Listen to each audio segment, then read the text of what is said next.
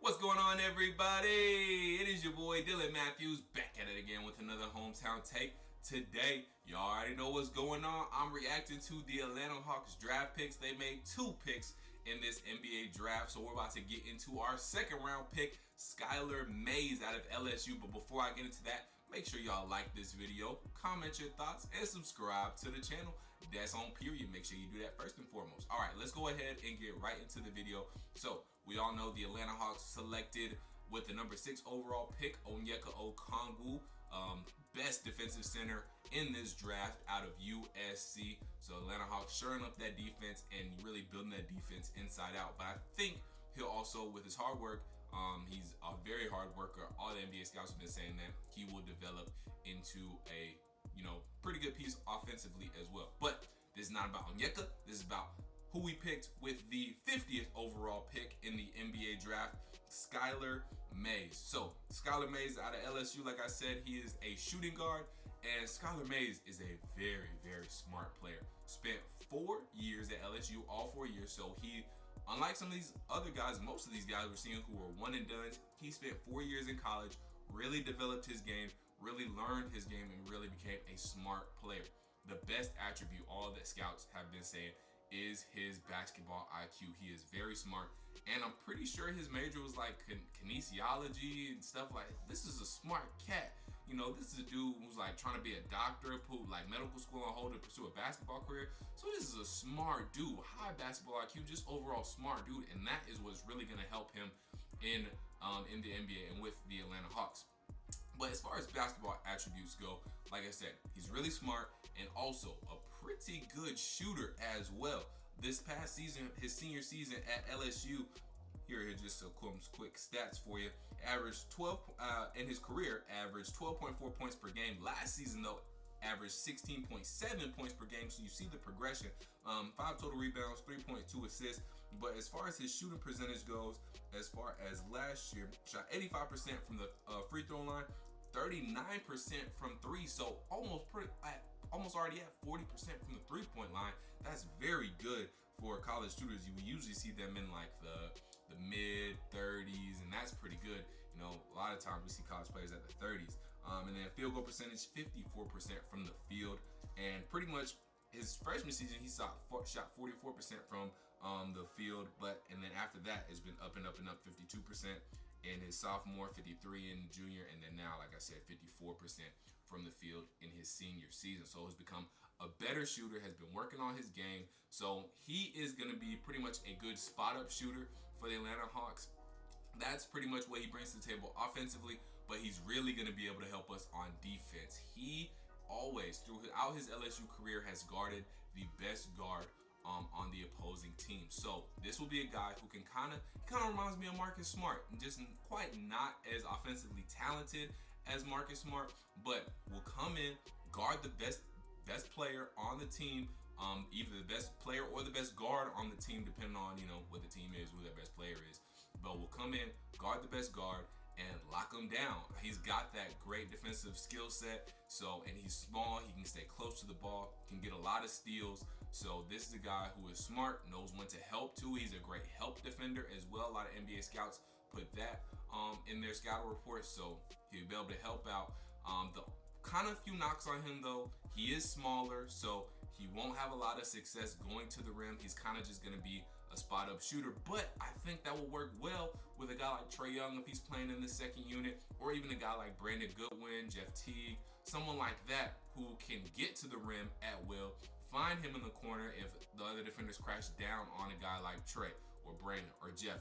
Kick it out to Mr. Skylar in the corner, and he can knock down that 3. So there's definitely room for him, especially if he can be a lockdown defender. If he can be a lockdown defender, he can come in on the second unit or towards the end of games when we really need some defense to try and get a stop. That's when Skylar Mays will come in and do his thing.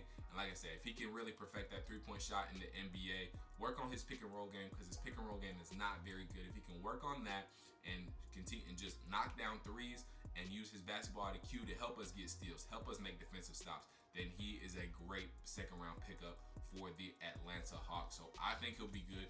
He's a 3-and-D guy, guys. Like, he's a 3-and-D guy. He's one of the another wing that we've been talking about, a young 3-and-D guy that we need who can come in. He's not going to start. He's going to be a role player, but we need role players. This is a good start to add in some depth to our bench, and hopefully he can be a great glue guy, depth guy to add to our bench. A lot of scouts have been comparing to him Landry Shamet, who is now, he got traded from the Clippers to a team I forget at the top of my head, but he's been compared to Landry Shamet and also Kyle Anderson. So good players, great glue guys who come off the bench, play their role, and help out the team. Landry Shamet was like a secret weapon for the Clippers. So if he can come in and be a guy like Landry Shamet or Kyle Anderson, that is for the Spurs. So he would help us, guys. Like I said, a good 3 and D wing who would help us get stops defensively, because again, this is a bad defensive team.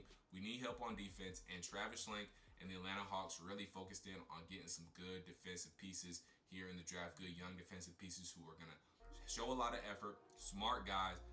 Even though he isn't the best athlete, very smart, will get some savvy steals, make some savvy plays on the defensive end, and hopefully knock down some threes for us on the offensive end. So I like the Skylar Mays pick, guys. He's a great pickup, and I think, like I said, I'm loving the way Travis Schlenk is building this team so far. He's got that Golden State mentality, and he's filling out our bench. He's giving us some good young guys, and he's doing his thing in free agency. And while I'm talking about free agency real quick, to wrap up this video, I want to talk about what Travis Schlenk said about free agency. Obviously, I've told you guys many times, my little subscribers know, and if you watch the video, I work for Sports Radio 92.9 The Game.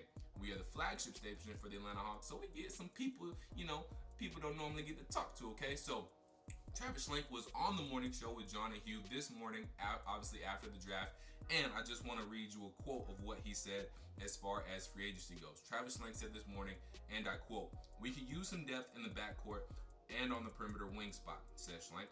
"More of a traditional forward to give Collins some depth. So these are areas we're going to look at going into free agency, and we hope to be able to plug these holes as best as we can."